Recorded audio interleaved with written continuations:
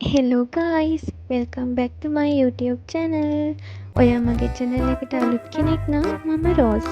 අද මේ වීඩියෝ එකෙන් මම 2026 අවුරුද්දට මගේ study table එක arrange කරගත්තේ කොහොමද කියලා ඔයාලට බලා ගන්න පුළුවන්. ඉතින් ඔයා තවමත් මගේ channel එක subscribe කරලා නැත්නම් subscribe කරන ගමන්ම අපි යමු වීඩියෝ එක බලන්න. මම white color එකෙන් තමයි study table එක select කරගත්තේ. මොකද සුදු පාට කියන්නේ මගේ mind එක relax කරන color එකක්. මම මුලින්ම කරේ table එක හොඳට clean කරගත්තු එක.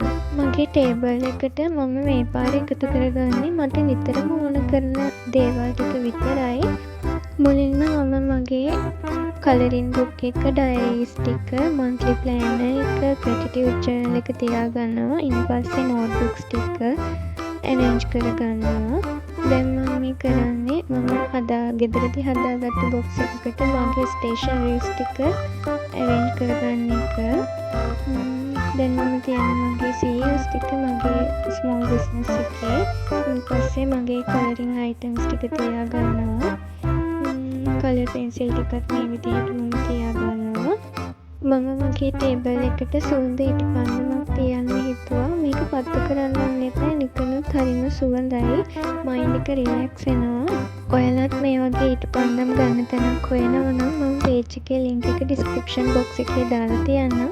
ඉතින් මම හඳුන් කෝවේ රඳවන්න පොඩි item එකක් හදාගත්තා air dry clay වලින්.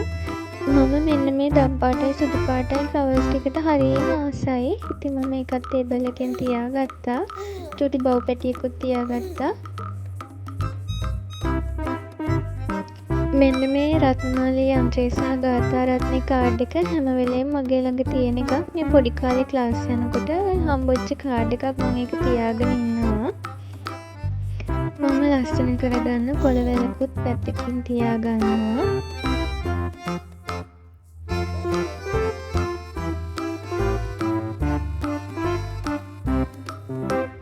මම මේ ලස්සන කරගන්න තියාගත්ත දේවල් ටික තිබ්බ පිළිවෙල හරි නෑ කියලා හිතුන නිසා මම ඒ දේවල් ටික ආයෙ පොඩ්ඩක් වෙනස් කරගන්නවා.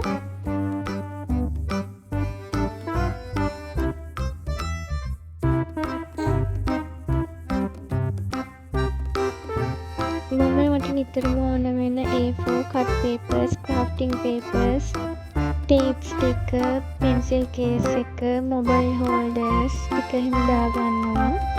ඊපස්සේ මගේ laptop table එකත් මම තියාගන්නවා. ඔන්න ඔය විදිහට තමයි මගේ 2026 අවුරුද්දට table එක මම arrange කරගත්තේ. මට මගේ පාඩම් වැඩ ටික කරගෙන යන්න මගේ table එක මේ වගේ ලස්සනට පිළිවෙලට තියෙන එක හරියම ප්‍රයෝජනවත් වෙනවා. ඉතින් මගේ වීඩියෝ එක බලුවට බොහොම ස්තුතියි. channel එක subscribe කරන්නත් අමතක කරන්න එපා.